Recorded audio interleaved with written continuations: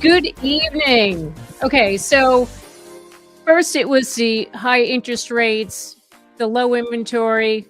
Now Starbucks could be causing a housing crisis. Okay, I know you're probably thinking to yourself, what are you talking about? I am talking about the Starbucks effect. So now all of these Starbucks stores are closing, and people are fearing that this is going to have an impact on those neighborhoods where those Starbucks are closing. So stay with me here. We're going to talk about that tonight. And if you are new here, thank you for joining me. My name is Jackie Baker. This is your live dose of real estate reality. I'm here every Monday night, and we talk about all things housing market, real estate news, all that fun stuff. So thanks for being here. So before we get started, I just want to share with you my new little thing here. We're going to show you the house rules. So if you have a question, please put QQQ at the beginning of your question so my beautiful producer behind the scenes can find your question easily and she can put your question on the screen. Share your housing wins. Please, if you just went under contract, got an offer accepted, you closed on a house, whether you're the seller or the buyer, please share that because the housing market has been a bear. It's been challenging. People are frustrated, but people are still buying and selling houses, and we want to celebrate that. So be sure to share your win if you have one. Next up, we have the poll. If you haven't seen the poll yet, I did a poll this week. I haven't done one in a couple of weeks. So this one is tied to the topic of discussion. The question is, what's the real modern day signal that a neighborhood is up and coming? I want to hear your thoughts on that. So there's 4 choices there. Please vote on that, and I will review that at the end. Also, towards the end, after we talk about our Starbucks effect, we're going to talk about some other news. Zillow is in a heap of trouble. What the heck? There's all these lawsuits going on against Zillow. So I wanted to bring everybody up to date on what's happening in the world of Zillow. So, all right.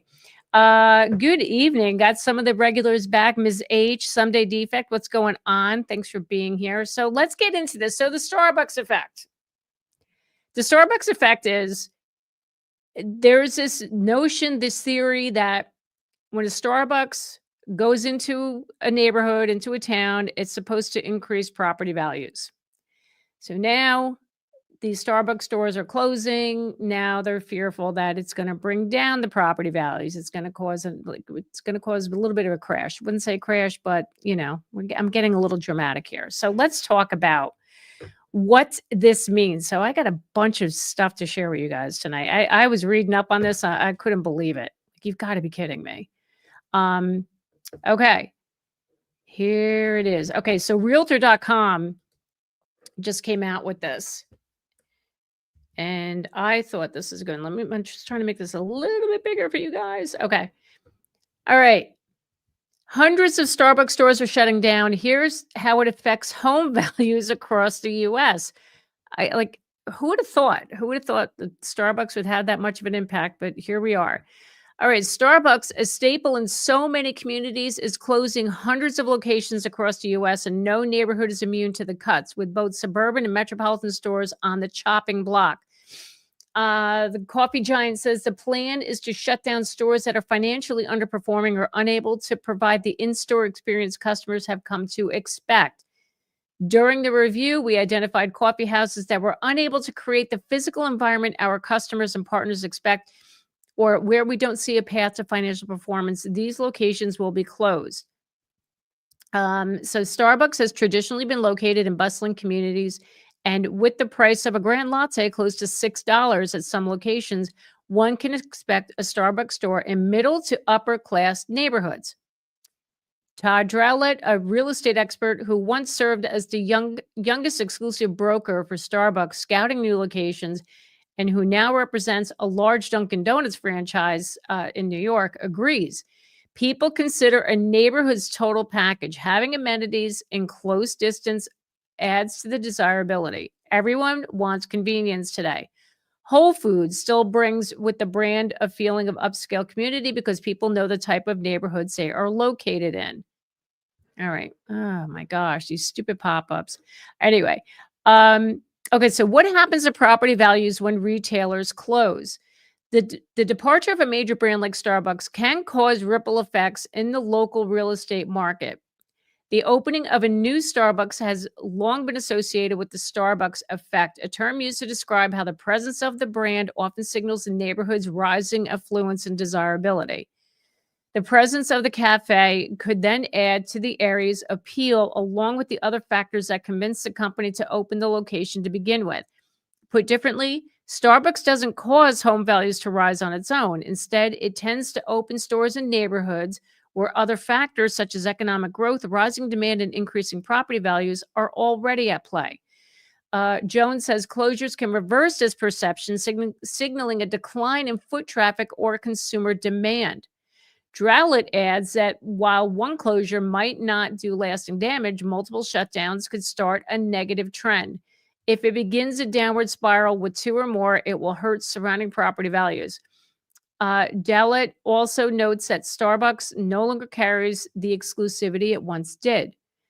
Starbucks 10 years ago brought a certain exclusivity to a neighborhood. They have lost that luster to a large degree. A Starbucks coming doesn't change a neighborhood, but store closings can make people feel like their neighborhood is less desirable or not affluent enough to support the store. So this is really super interesting.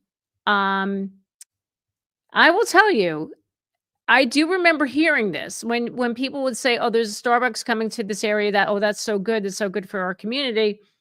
Yeah, I get that. And the same with Whole Foods, Trader Joe's. Where I used to live in New York, everybody wanted a Trader Joe's. And the answer would be, you'll never get a Trader Joe's here because we're not the right neighborhood. Like, seriously, like I used to hear that a lot. And I was like, you know what? That really sucks. Like, why can't we have a Trader Joe's? That's not right. But that's it. People associate with that, these higher end stores. But let me tell you, there's Trader Joe's here in Jersey. They're not in like these super affluent areas. They're not. But for some reason, people get that, they get that thought. They have that image, right? And anyway, we got the comments starting. Hey, Julie, welcome back. I had no idea about that in Starbucks. Yeah, listen, I had heard this a while ago. And when I saw this, now they're saying that the closings are going to impact the market. They're going to impact values. Oh my God. Like, I had to talk about this. Now, yeah, I mean, comment. I want to know, do you guys go to Starbucks? Is that important to you? Hey, Kaylee, I'd rather take a mom and pop coffee shop than a Starbucks. You know what? I don't disagree with you. I really don't. I don't drink Starbucks, really. I don't. I don't. I can't. No, I can't justify. I can't justify the cost of that coffee. Miss H, we had a Starbucks in our area. I think it lasted a year. It took over a donut store that closed and built new. I guess people don't want to buy the higher price coffee. Yeah, I mean, it's expensive. It's super expensive. $6 for a coffee. I can go to Dunkin' and get it a lot cheaper, or just what I always do, I just make it at home. Like, I don't really go out for coffee anyway. I can't believe your title Starbucks. I've never been a big fan. Was just telling today, in fact, that I might take him to Starbucks. Oh, your dog, sorry, for a pup cup. He loves to whip cream. Oh my God, that's so funny. Yeah. So listen. Oh, yeah, I'm sorry. John, there was a Starbucks that opened in my area in Hamilton, New Jersey, and now the apartments in that area are upwards of $1,800 for a one bedroom. There it is right there. There it is. Like your perfect example right there. That what Starbucks does, right? Hey Clark, you don't drink Starbucks either. Yeah, me neither. I really could care less. I really could. But I'll tell you though, like my daughter, she was home from college this weekend and she has midterms. She still has midterms next week. And she's like, oh, I was going to go to Starbucks. I'm like, why? She goes to study. And I think that's why people like going there, because it's a good meeting place. You have the comfy leather couch, leather chairs. You have tables there that if you want to meet up. Now, I've met people like, to talk business and stuff. I've met people at Starbucks, but very rarely will I do that. I mean, honestly, I think I like going to Panera better than Panera Bread than going to Starbucks, but that's me. Irene says, haven't set foot in Starbucks since 2020. Yeah. Again, it's not my favorite. It's not something I'm gonna go out and buy. Jesse, I used to live in Seattle. It's the McDonald's of coffee out there. Oh, I'm sure. I'm sure of it. I'm sure you're sick of seeing, like, you get sick of seeing that. Waiting for a Dunkin's in California, but Starbucks cornered the market here. That's a shame because honestly, I think I like Dunkin' better. I really do. If I had to choose. Their coffee was just too strong for my legs, to be honest. It's bumper to bumper at the drive-through every workday morning. My God. Yep. So this is just so there, I have more information about this. Sorry, I just got distracted by your comments. Hold on one second. So I have other articles that talk about this. What could happen if these those Starbucks close down? Here we go. Okay. So this was just as recent from last week, October 7th. Now, what it says, what happens to neighborhoods when Starbucks close? New research should suggest a disappointing answer. It's disappointing, of course, but when does it ever help to panic? Okay. Keep that in mind. We're not panicking, guys. No need to panic. Okay. See, and they talk about it here, the Starbucks effect, the phenomenon where property values near a new Starbucks went up faster than homes elsewhere, a signal that the neighborhood was on the rise.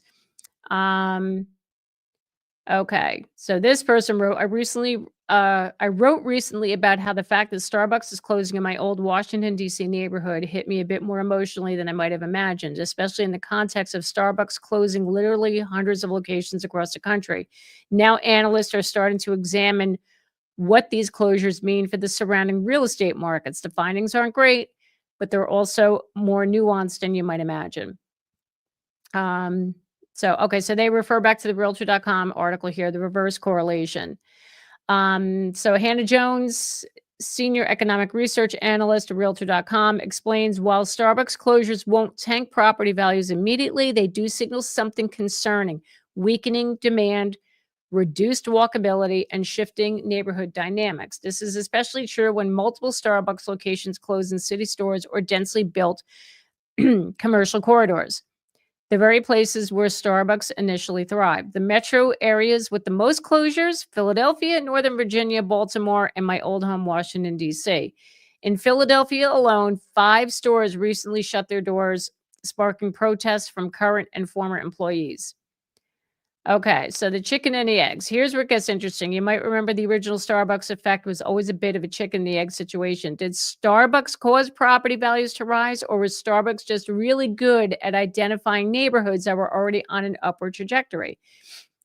Jones has a pretty definitive answer to that debate. Starbucks opened stores in neighborhoods where economic growth, rising demand, and increasing property values are underway, but it's part of a flywheel. The presence of a Starbucks, she explains, adds to the other factor that convinced the company to open there in the first place. So when Starbucks leaves, it can reverse that perception, signaling a decline in foot traffic or consumer demand. How bad could it get? This is the same guy from the first article. A real estate expert once served as the youngest exclusive broker for Starbucks. Okay. One closure might not cause lasting damage, but if a neighborhood starts seeing 2 or more Starbucks shut down, it could signal a downward spiral and hurt the surrounding property values. The post-pandemic reality, key point. Some of these locations might have been viable when downtown activity was higher before the COVID-19 pandemic. Think office workers, commuters, shoppers, but they're more vulnerable now if that traffic hasn't fully rebounded. Granted, Starbucks CEO Brian Niccol says Starbucks expects to end the fiscal year with nearly 18,300 stores across U.S. and Canada. And that's a lot of Starbucks.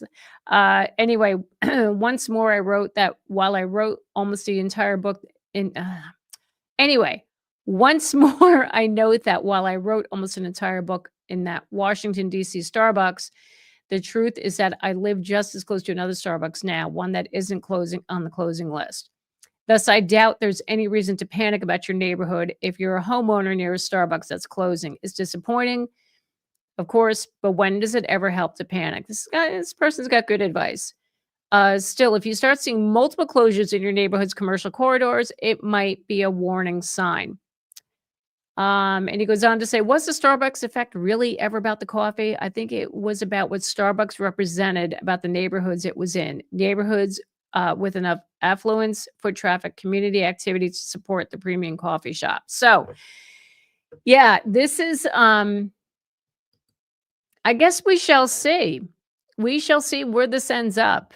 Maria says Starbucks doesn't create the effect, but it's a sign that people in the area don't have as much disposable income. Absolutely. Absolutely. Look, I mean, we know that times are tough right now for many people. There's still layoffs happening. We've got the government shutdown going on. There's all this crazy stuff that's happening, and people are watching their money, right? I mean, we're seeing it in the housing market too. People are holding back. Buyers are holding back. They don't want to. They don't want to spend the money, right? Guest user, standalone or those in grocery stores. These are standalone stores that they're going to be closing. The Starbucks. I mean, yeah. So what does that mean for the Starbucks that are in your local grocery stores? No, I'm sure they'll keep. Yeah, they'll definitely keep those. Those are going to be making the money. Called today was the appraiser invoking Tidewater. Fingers crossed that our comparables tip the appraiser to the contract price. Oh, good luck. Keep me posted on that one. Keep me posted. By the way, I hope everybody's safe from that nor'easter. That was the first thing I meant to bring up. Oh my God, I'm such a bad host. Uh, we got a lot of rain here in North Jersey, but the Jersey Shore, like the Wildwoods, Ocean County, Barnegat, they got slammed. I'm pretty bad. There's a lot of flooding going on down there. So if you guys are anyone's watching from South Jersey, I hope you all are okay down there and you're recovering from that. Oh my gosh, chicken soup for dinner. How are you? God, it's been so long. I hope your area's fine with all that weather. We had one tree down where I live in Middlesex. Well, good. Thank God it was just one tree. We didn't have any trees, no branch. It really wasn't bad for us up here, but down the shore, it was not pretty from what I saw. Um, Ilona, I'm selling a condo in Northeast Philly. It's been on the market for 2 weeks. What are your thoughts about lowering the price and doing an open house? If you haven't had any offers, I would definitely reposition that price. Absolutely. Talk to your agent about that. And that is a great time to do an open house. If you're whenever I lower a price on a property, I go in that following weekend and we do the open house because depending on where you lower it, you could be reaching a whole brand new pool of buyers and you want to bring those people through the door. So Mohid managed to buy a house in 1960 in Pennsylvania, listed at 475, ended 540, closing December, waived inspection cash. Did I risk a lot? We like the house. No, at first sight. You know how I feel about waiving inspections. I'm going to be honest with you. What I would have done, I would have limited your inspections to look for major defects. Look, I get it. If it was, I mean, you went up to 540. So listen, I think if you're comfortable with it, if the house was redone, if you feel it's in good condition, you should be okay. But what I would do, I do the inspection after the fact, after you close, just to see make sure everything is okay. I know it's like bad timing, but I say it all the time. I don't agree with waiving the inspections. Even when we were going on this whole pandemic and everything, when people were doing that, I think I had maybe 2 clients that did that. The whole like, they waived it entirely. But I tell people limit it. Look for structure, environmental, and mechanical. And mechanical meaning, the furnace, the AC, especially if they're on the older side. So, but good luck. Let me know. Get back to me and let me know how it goes. Nothing happened in case here is still building up and adding new businesses, no complaints. Well, Ms. H, that's great. Kona, I just invested for a barista machine to make my own coffees. But maybe that's not a bad idea. Maybe that's what we all should be doing. Let's buy the barista machines. Forget about Starbucks. So yeah, guys, this is it's really interesting to see how this was how this is going to have an effect on the housing market. Clark, yes, always try to get an inspection done. Yep. All right. What do you got, Ms. H? I saw a home for sale on Zillow. It said coming on the 8th. What happened to that house? It was not there. I kept watching. Do you know if they took it off the market or someone bought it with cash? It's possible they just took it off the market. It didn't go live yet. Or they did. Maybe they did get an offer and they just went with it. It's possible. I'm about 100 miles away from Starbucks and completely fine with it. I'd be fine with it too. Like I said, it's not a thing I have to go to. I don't drink this stuff. MH. I've had a cappuccino machine for over 30 years. Paid for itself in 2 weeks. I bet it did. I bet that did. Mohit, I would, but there were like 10 offers and everybody waived inspection, waived or lose it. It was something like that. Okay, look, I understand that. I totally understand that. And it sounds like you're still in a very competitive market. Just as long as you're okay with that. And just know, if you find things wrong with the house after you take the keys and the house is yours, you can't go back. You can't go back to the sellers. So just know that. Great advice on inspections, in my opinion. I moved in here 2 years ago. Within days, became violently ill from a methane gas leak. Oh my God. Wow. Glad you're okay. Good God. I'm a realtor in Chicago suburbs and always love to listen to your videos. Thank you, Joanne, for watching. I appreciate that. Thank you so much. All right. So we caught up, Jen, on the questions. All right. Oh, you know what I forgot to do? I forgot to talk about the mortgage rates, guys. You know, I'd like to share what the mortgage rates are today. For those of you who are buying, mortgage rates remained flat today, my friends. We are still hovering at 6.3%. For a 30-year, a 15 is 5.5%. Boy, I'd love to see that 5.5 for a 30-year conventional. Just saying. I'm putting that out to the universe that will happen. So this is from Freddie Mac. So that's where we are today. Again, they're flat and hopefully they will continue to come down. I think the Feds are going to meet again. They're talking about 2 more rate cuts by the end of the year. Did I remember that correctly? Does anybody know? Clark, do you know? Do you know what our buddy Jay Powell is doing? Is he going to do 2 more cuts? Amanda. All right, we're in a perfect storm for a collapse. Wages are down, unemployment's rising, inflation is up, and housing is unaffordable. What could possibly go wrong? Amanda, I hope we're not in that, but listen, things don't look great right now for a lot of people. And, you know, the tariffs, you know, I learned that they just raised the tariffs on building materials. So now the cost of new homes is going to go up. You know, I'm trying to remain optimistic and hopeful that then tell myself this too shall pass. We're going to get over this and, you know, we're going to come out the other end looking good. So we shall see. Anyway. All right. So let's talk about our friends at Zillow. What is up? What's going on with Zillow? Zillow's in a lot of trouble. They have been facing one lawsuit after another. So let me tell you the first one. Now, this is the law firm. Oh, go away. All right. This is the law firm that filed that big lawsuit that got over the commissions, over the seller commissions. This is the same firm. So now they're targeting Zillow in a class action lawsuit. The suit alleges the portal tricks buyers into using a flex agent, which inflates the commissions and calls its private listing ban a scheme to defraud buyers. The law firms that filed one of the original class action lawsuits challenging real estate commissions nationwide has a new target, Zillow.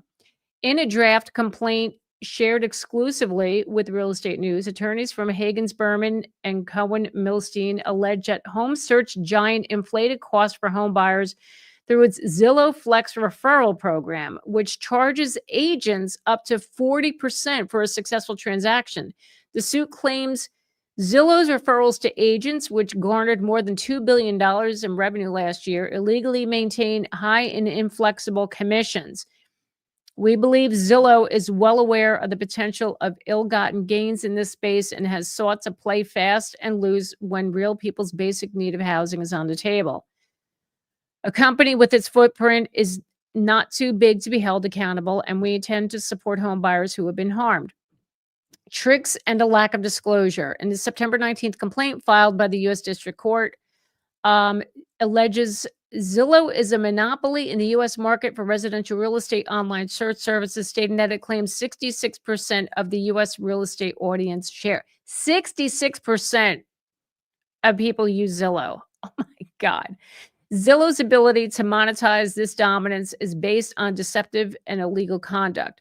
When potential buyers are on Zillow's website, Zillow tricks them into signing up with a Zillow agent. If the agent is part of Zillow's Flex program, Zillow gets 40% of the agent's commission, a payment on the back end that is undisclosed for all parties involved, including the buyer and seller, who might want to know that information as they negotiate the sale and the close of the listing. Buyer claims he didn't have any other option. The plaintiff, Alucard Taylor, is a resident in Portland, Oregon, who bought a home using a Zillow Flex agent. He's identified in the lawsuit as RH in 2022. In the dealings with RH prior to and during the purchase of his home, he did not believe he had any other option than to use RH to make the purchase. The complaint alleges that when buyers press the contact agent button on a Zillow listing, they believe they are contacting the listing agent, not a Zillow affiliated buyer agent. This is what I was telling you guys. I've told you guys the past few weeks when we're talking about Zillow. When I list a house, I put it on MLS and it goes out to Zillow. I don't get the phone calls anymore from when people find it on Zillow. Back in the day, we used to get those phone calls, and we don't. Because we have to pay for this premier agent service. You have to pay a fee to get the leads from Zillow. So agents will pay thousands of dollars a month to be a premier agent in order to get leads. So I have my listing out there. Zillow is using my listing. They're putting their agent out there. So when they say connect with a Zillow agent, they're using that agent to sell my listing. Now, yeah, do I want my listing to sell? Absolutely. But you know what? You think you're going to get all you're going to get all this great service from a Zillow agent? No offense. No offense. Because they're giving away 40% of their commission. So they don't care. They don't care. So anyway, I digress. I had to put that out there. Anyway. Okay. Now, their argument is if buyers were directed to sellers' agents, they would be better positioned to negotiate a lower purchase price because the seller would not have to pay commissions to the seller's agent and the buyer's agent. That's not 100% true, but I let me continue on. The program incentivizes Zillow Flex agents to prioritize receiving his or her full commission at all costs. The complaint alleges, because those agents are netting a lower commission after paying referral fees. Sellers are stuck with paying 6% commission or more because the buyer flex agent is receiving such a paltry sum in return, thereby increasing the purchase price of the home. Zillow's listing rules defraud buyers. The suit also attacks Zillow's new listing access standards, which bar listings that have been publicly marketed for more than a day but are not widely available via the MLS or syndication. The complaint alleges the policy is part of Zillow's scheme to defraud buyers by effectively forcing home sellers and their agents to post on Zillow.com immediately after advertising the home for sale. The unjustly earned profits Zillow receives from its deceptive conduct. Listing agents who don't comply after 3 warnings will not be able to repost a listing, the filing notes, effectively forcing the seller to fire her agent and find someone else who will acquiesce to Zillow's coercive tactics. Now, Now, what Zillow had to say, this complaint fundamentally misrepresents how Zillow operates and the value we've delivered to buyers and sellers and real estate professionals for nearly 2 decades. Contrary to its claims, we stand by our long held belief that buyers and sellers deserve to have the choice to work with an agent who is committed to their best interest and only represents them. We will vigorously defend ourselves against these claims. You do that, Zillow. Go for it.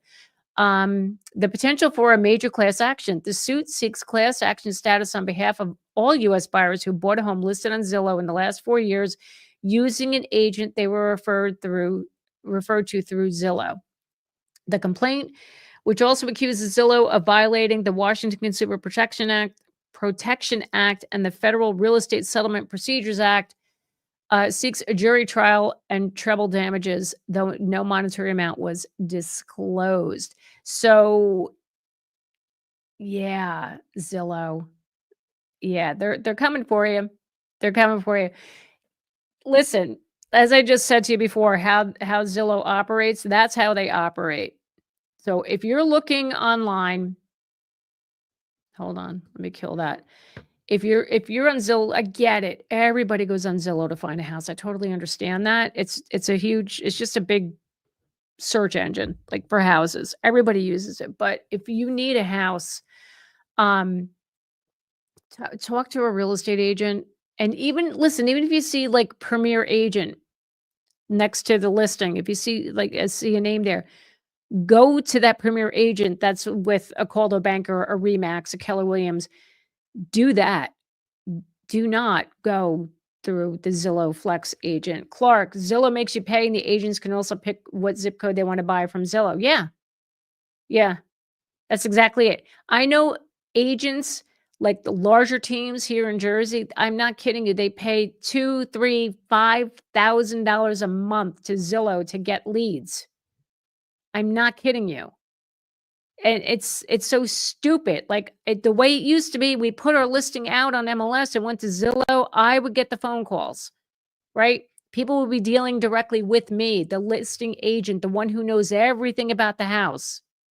It's so stupid. I haven't seen much done in decades for all the other monopolies. Yeah. I don't know. We as agents put the information to Zillow and they sell our information back to us and turn around and then take 40% off the top. I know, Clark. It's disgusting. It's absolutely disgusting. Polly, my realtor wouldn't recommend Zillow because many times it's inaccurate. Homes already sold, take a long time to come off. I prefer my realtor's website, FC Tucker. Yes, this is another thing. I get this a lot.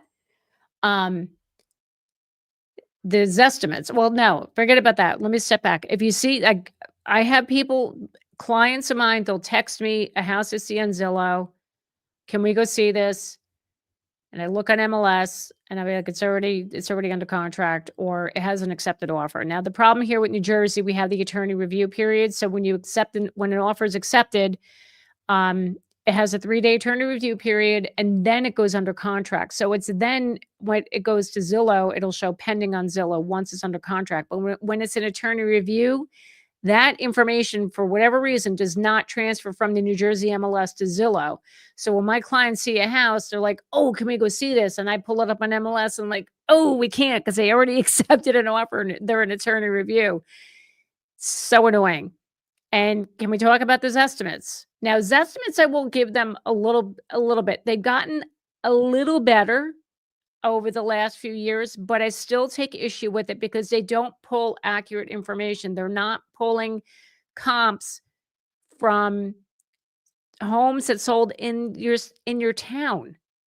I think I've shared this story with you, and forgive me if I'm beating a dead horse, but when I went on a listing appointment about a year ago, my sellers were, like, what was, it was, Zillow says this, Zillow says it's worth this. It was worth, 1.2 million. And I'm like, let me look into that a little bit.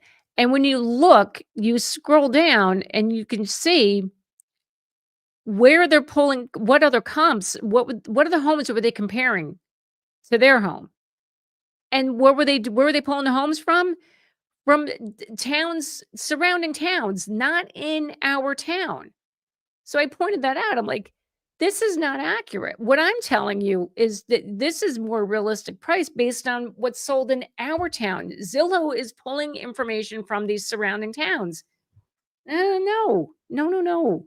So be very careful. If you want to know the true price of your home, talk to a real estate agent. Zillow also requires you to use their Zillow home loan program and send it to the buyers. If you don't send them, they will reduce your conversion rate and limit the amount of leads they send steering. That I didn't know, Clark. That's oh my God. You see what they're doing? They're so ridiculous. Zillow needs to go away. Why are all of our homes on Zillow, even if they're not for sale? How? Yeah. Twisted Sister, that's a great question. I wonder if there's a I don't know if there's something related to like Google, like you put your address out there and it shows up, it's off market. This home is off market and here's his estimate, Yeah. I'm gonna look into that. I want to find out. Watching from Yorkshire, UK. Very different way of selling houses, but interesting to watch and listen to your view. Well, thank you for being here all the way from across the pond. Appreciate that. Thank you.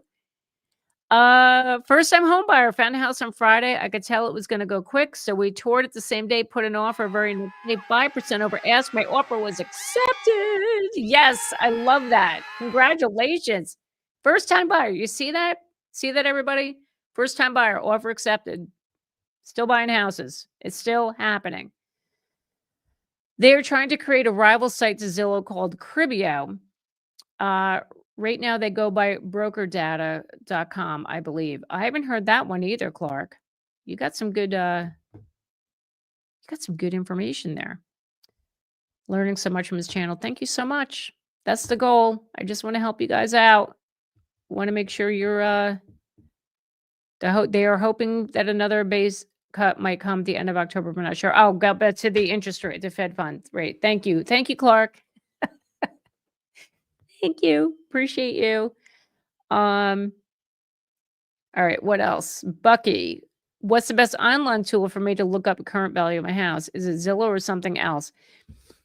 There really is no tool per se. I mean, Zillow has this estimate. I would listen, margin of error on that. I mean, I would say give or take, 5%, 10% maybe. But it can hurt to call up a real estate agent, come preview your house and give you their pricing. Even if you don't want to hire them or, if you just want to get an idea, if you're thinking about selling in the future, call in a real estate agent because we do it differently. We do it the accurate way. So anyway, all right. So moving on. So last week I thought this went really well. We're going to do questions from the community.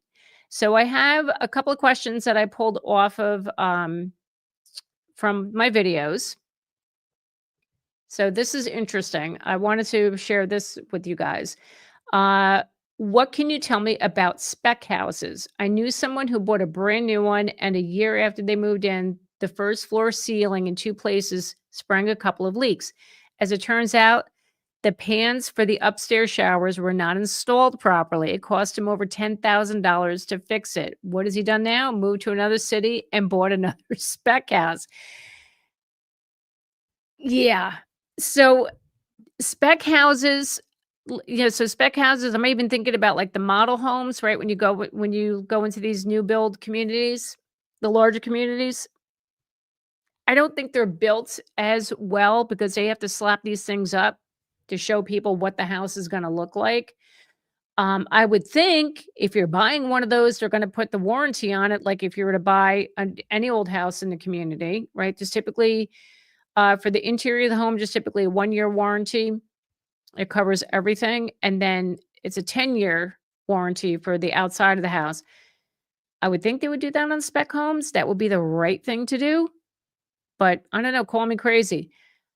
But that's what I would have done. If I was to buy a spec house or a model home, I would absolutely insist on making sure I get the same builder warranty that the rest of the houses are getting. Period, end of story. I would not do that. I wouldn't buy without it because of that right there. That makes sense. They didn't install the pans for the showers properly. Why? Because they slapped that thing together because they had to put it out there for people to see so people could see what these homes looked like. So, that's my 2 cents on that one. I got another one here. Okay, this was a good one. This question came off the video I just did last week. The 10 home upgrades, 10 worst home upgrades. All right, so this question is, does having or adding living space above a garage increase homeowners insurance as well? I remember my dad telling me an attached garage means higher insurance because of potential carbon monoxide coming in the house from the garage. Now, I did a little research on this. The reason why the homeowners insurance goes up is because the insurance company looks at the cost to rebuild. All right. And I did learn that garages, yeah, they do pose a risk because of carbon monoxide and fumes, and you have like materials that could cause a possible fire. Um, but that's not the sole reason why the insurance goes up. It's because it's the cost to rebuild the structure. So if you're putting a room above a garage or expanding the house, that's why your insurance goes up, because they have to look at the total replacement cost of the home. So that's why. It's not so much because of that, but that's what they're looking at. So anyway, that's what I got for that. So also, if you guys are new or not even new, those of you who have been following me for a while, if you saw my post this week in the community, from now on, you're going to see another link in the descriptions for it's called Ask Jackie a Question. If you have just a regular real estate related question, you don't want to go through my website where I do, like, if you want to get a real estate agent referral, you go through that website. Some people come through there to ask me questions, or they'll send me an email, and it gets really hard to keep track of all of that. So I created a new form for you guys to fill out to ask me a question, and I will absolutely answer your questions. Good question came from, oh my gosh, I can't remember. It was Amy sent me a question this week. She was the first one, the first submission I got. And she was asking a question regarding flooring and doing upgrades to a townhome. Do they have the same, like, doing those upgrades, would they improve the value on a townhome like they would on a single family home? Because that's what I talked about in the video, talking about the upgrades that you shouldn't do versus, and I also talked about ones that you should. Flooring was the first thing I talked about. Carpeting can actually decrease a home's value. They can. Carpeting, just that people don't want to deal with that anymore. So hardwood floors, they yield a huge return if you install hardwood floors or you refinish hardwood floors. So the question that Amy had sent me was regarding townhomes. Does this same thing apply to townhomes? Absolutely, it does. Absolutely, it does improve your value.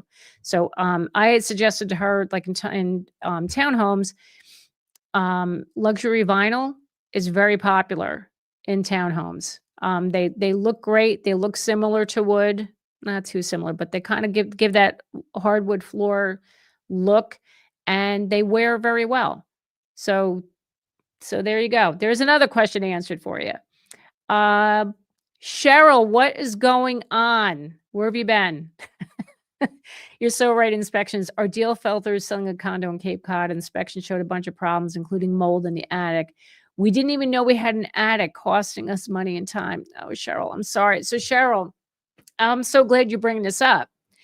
So I just met with new sellers last week. I'm going to put their home on the market in January, and they are doing a pre-listing inspection.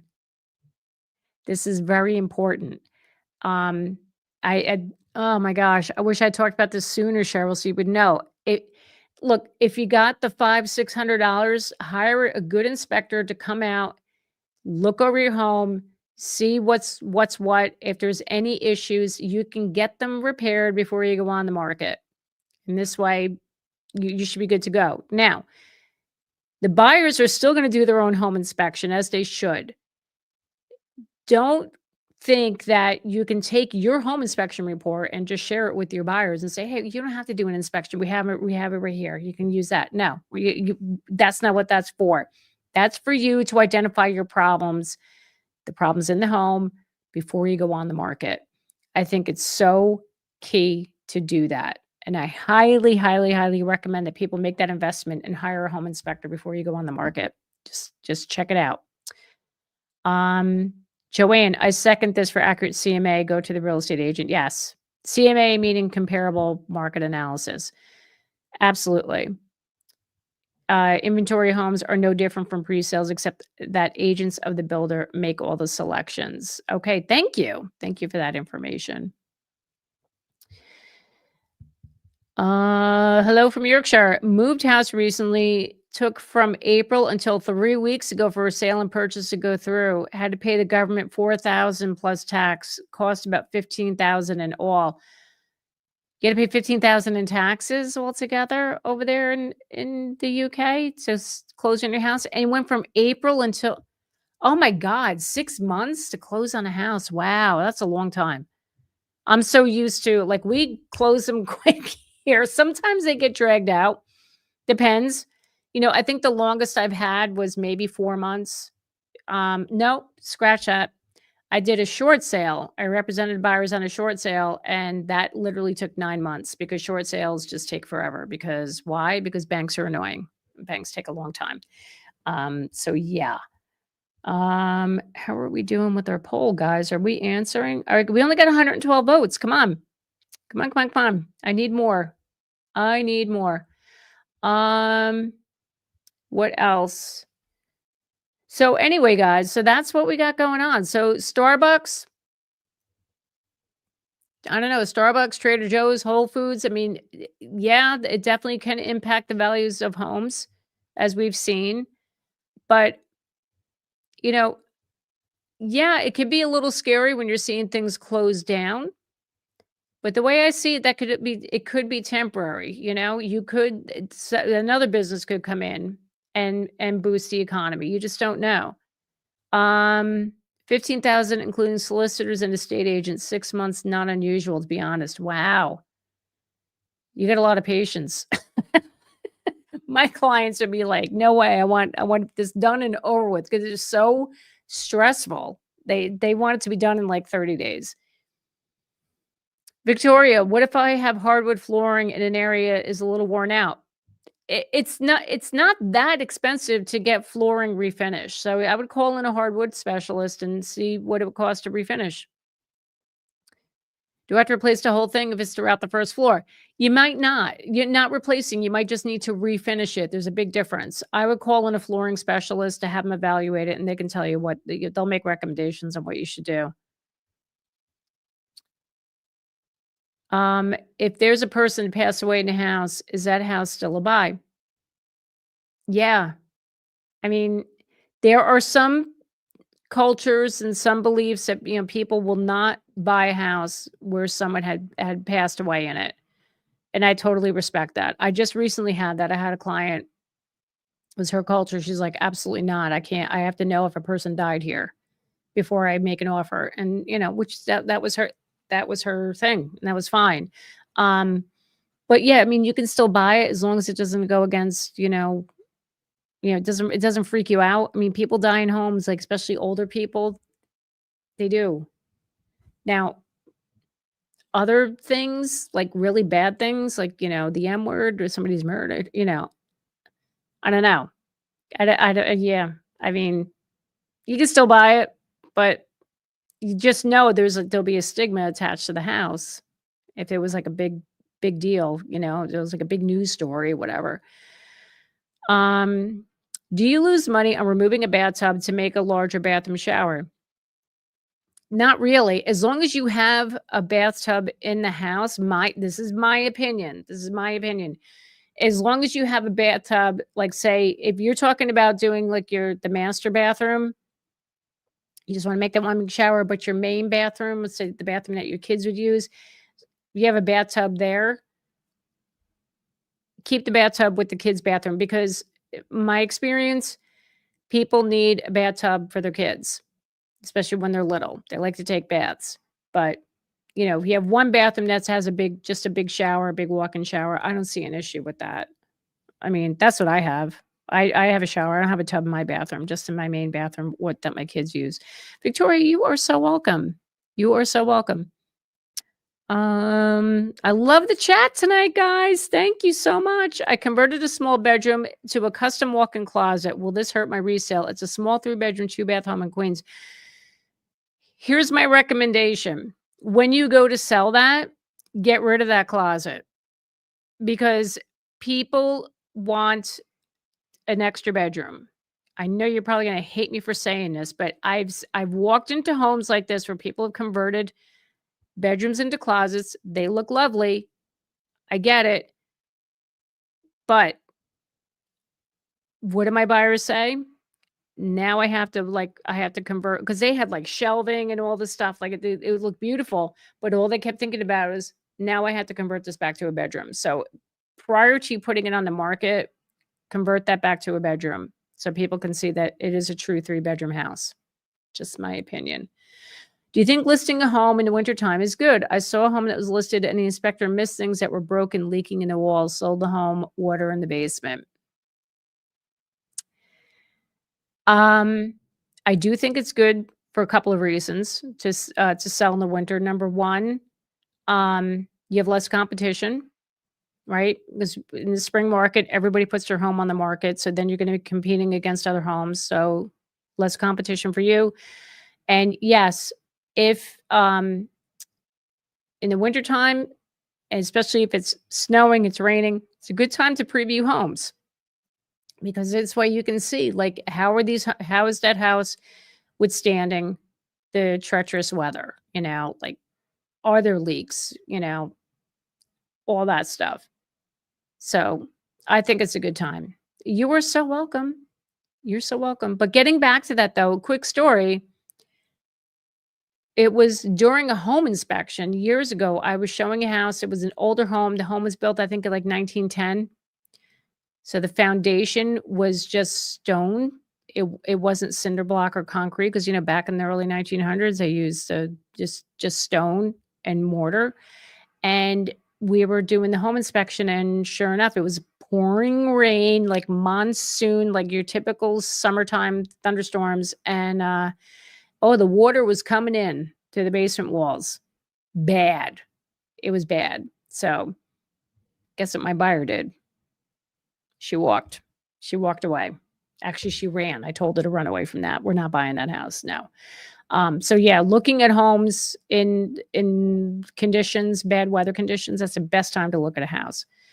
MH, mine is brick. Okay. Miss H, I noticed many places that have HOA in the South and Midwest. I never heard you mention in your area. Do you have HOA in the East Coast? Oh, absolutely. We do. Yep. We have a lot of townhome communities, condo communities. There were HOAs here. Then, depending on the community, like here in my town, there's one community. It's a very high-end townhomes, and there's even some single-family homes. The HOA fees are really high. It's a gated community. I mean, you have 24-hour security. But yeah, we do. We have them here. Yep, absolutely. Yeah, the HOAs, very popular down south because of all the new communities that they built. And you've heard me talk about it before. The reason why they're promoting these HOAs is because it takes the burden off of the city and the town as far as using their services to maintain the roads, the garbage, and all that stuff. They'd rather have people pay an HOA fee, and they handle all the stuff themselves regarding, the infrastructure and lawn maintenance and all that stuff. They don't want to be relying on the city. But there are some laws being passed. I know down in Florida, I shared this maybe about a month ago now. There was a senator. He was proposing a bill to ban HOAs in Florida. Yeah, but somebody had raised this issue. If you ban the HOAs, then your property taxes are going to go even higher. But when you think about it, if you're paying the HOA fee anyway, and if your taxes go up by, say, that amount that you're paying the HOA fee, what's the difference? But here's, so what? right? So I was paying 600 a month. My taxes go up 600 a month. Big deal. But here's the benefit to that. You can write off your property taxes when you do your taxes every year. You can't write off HOA fees. So to me, I think it's a win. Many buyers are adamant that they don't want to live in a community with an HOA, but it really limits their options of homes from which to choose. I know. I get it too. Like when I go to retire, I don't want to be in an HOA, but everywhere I'm looking, like, you got to be kidding me. It's another HOA, and especially for like people who are retirement age and older, like those HOA fees increase every year and it becomes unaffordable for them especially when you're on a fixed income. Those people in Florida that were slammed with those assessment fees and the rise in HOAs because of the homeowners insurance increases, all that stuff. I mean, it's a lot. It gets very expensive. So grateful for your channel. My first live. I've been watching your replays for months. Thank you so much. So glad you're here. Joe's, St. Pete, Florida here. The HOA ban would be for single family houses. Okay. And you know what? It should. It should. Thank you for that. Elizabeth, finally got you live. HOAs are nearly unavoidable in Texas. I know. They're unavoidable like anywhere in the South. The Sun Belt. They're all big in the Sun Belt. Cackleberry Cottage. Hey, where have you been? Do they put soundproofing between townhomes? We were thinking of looking at some for retirement, but can't imagine having someone on each side of my walls. The newer townhomes these days, yes, they are much better as far as soundproofing. My poor sister-in-law, she has a really old townhome. It was built, God, I think it was built in the 80s.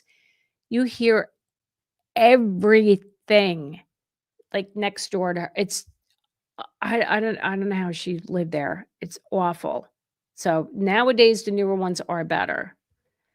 JJ, we have 2 Starbucks here in Northeast Nashville, and they're always dead. Everyone supports the small business, local coffee shops, and this town is thriving. That is so good to hear. Thank you for sharing that, JJ. Yeah, the HOAs are a mess down here. I know, Clark. I know. I get it. But look, I think that for now they're unaffordable. They are unaffordable. Are there proposals for cost escalation controls for HOAs? They're everywhere and will make housing unaffordable. Yes, their laws have been passed in California. I did a video about it. Got to scroll back. The one about HOAs are losing power. I just did that about a month ago. Yes, they're putting laws into place to limit the fines that they're charging people. So if you don't, if your lawn isn't cut and they slap fines on you, I think it's in California, they can't charge you more than $100 per incident, and they have to give you notice before slapping you with those fines. Yeah, a lot of states are implementing these laws because it's nuts. It's out of control. Texas is mighty big. Wonder if it's a specific quadrant that's so inclined for HOAs. I'm not sure. Not sure what's going on there. Cheryl says HOAs in the South are much more reasonable. $100 a month gets you access to pools, clubhouses, $200 for a townhome, and your roof siding, landscaping are taken care of. Cheaper because no snow removal. Yeah, they are definitely a lot cheaper, and it also depends on the amenities that you're getting, right? But the prices, the fee will go up because the other thing that they incorporate in those HOA fees is the insurance. And I say this every time.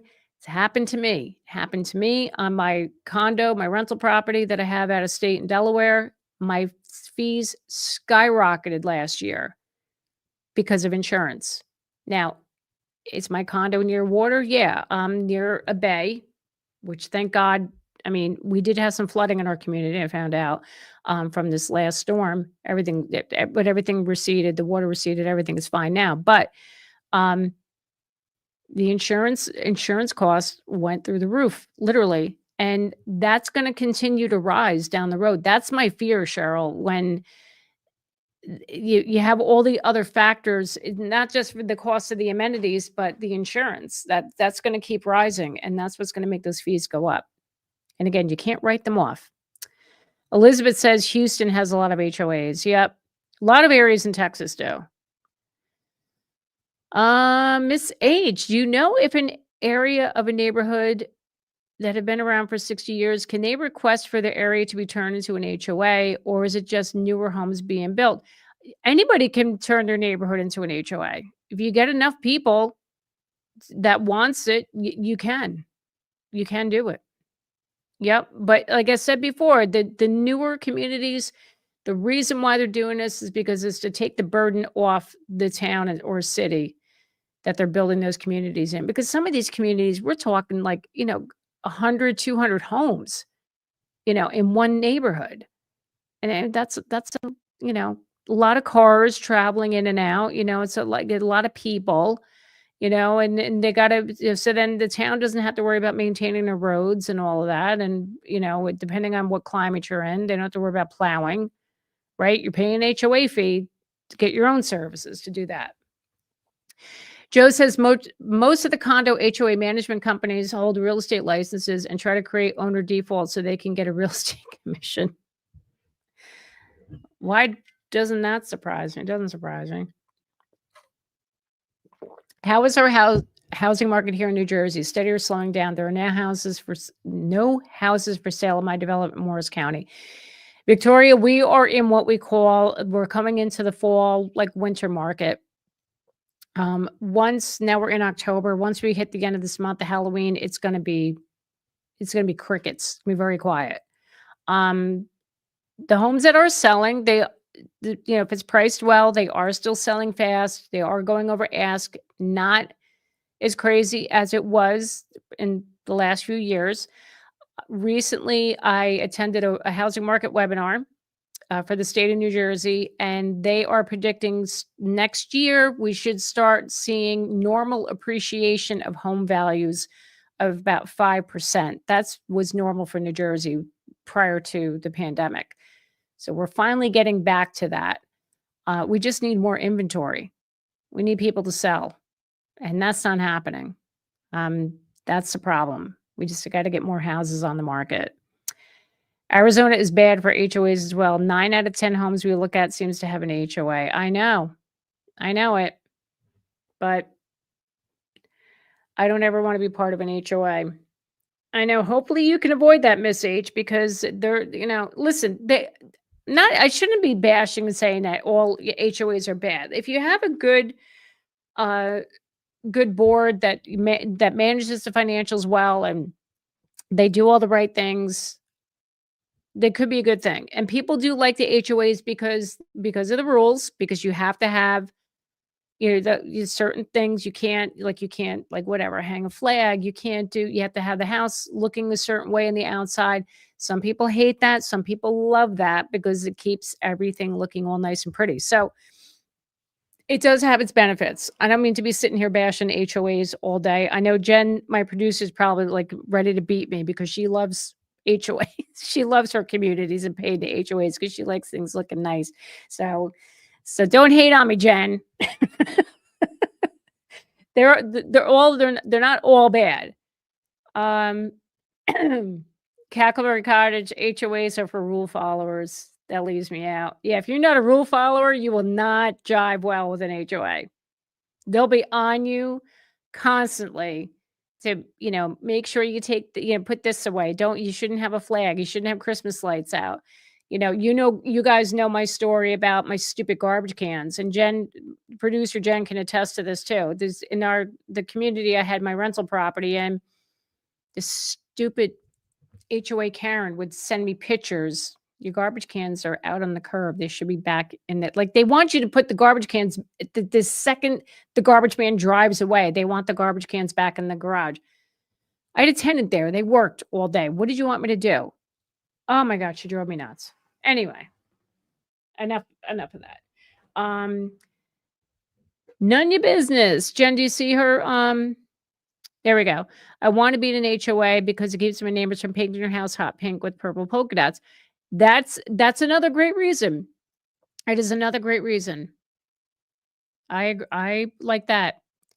Okay, Gen G, HOAs can be horrible. It's important that your board operates like a business, not a dictatorship. Thank you for that comment, Jen.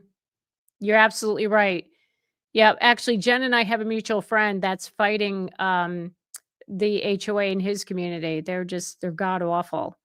So yeah, you got to make sure you're dealing with good people. Um, Jimmy, should I use a realtor to buy a house from Lennar? Yes. Yes, yes, yes. Lennar and all the builders are paying the real estate agent commissions. So definitely get an agent. It was today. I was speaking with somebody who's reaching out to me for a referral, for a real estate agent referral in South Jersey, and he was about to go look at a new home, new community. And now that I'm glad you brought this up, you just reminded me. He was going to go look at the new home, and he messaged me. He said, "Should I go look at this, go into this new community without a realtor?" Because I had an appointment today, and I said, "You can, but keep in mind if you walk in there and register yourself and you don't put down you're working with a real estate agent, now whoever you bring in there, if you're going to go back wanting to buy a house there, you bring a realtor there, the builder's not going to want to work with your realtor. That's just the rules that's what they do. So if you're going to go look at new construction for the first time, bring an agent with you so you get them on the registry with you. You register with them with that builder.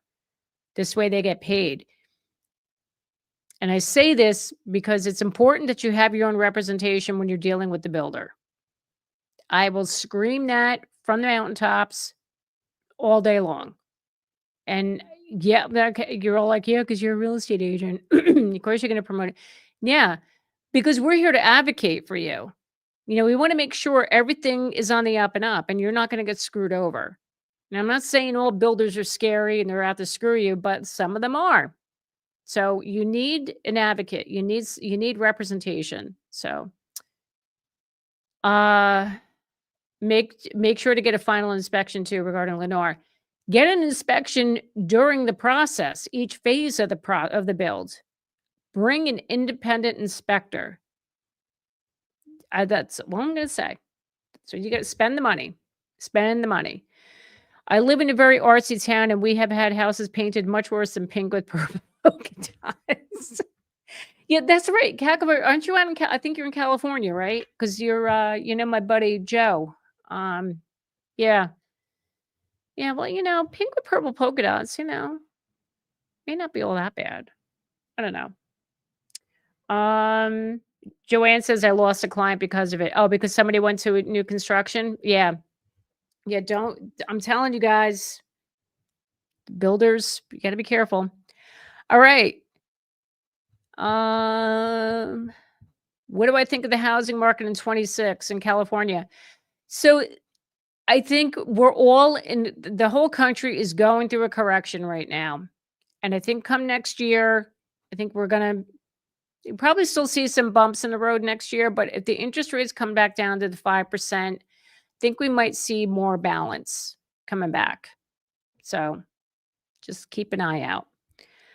Yes, I'm in a small mountain town full of hippies and artists. That's right. Okay, I remember that. See? All right. The poll. We have 154 votes. So the question, what's the real modern day signal that a neighborhood is up and coming? 18% of you said trendy coffee shops. Trendy coffee shops is a signal that a neighborhood is up and coming.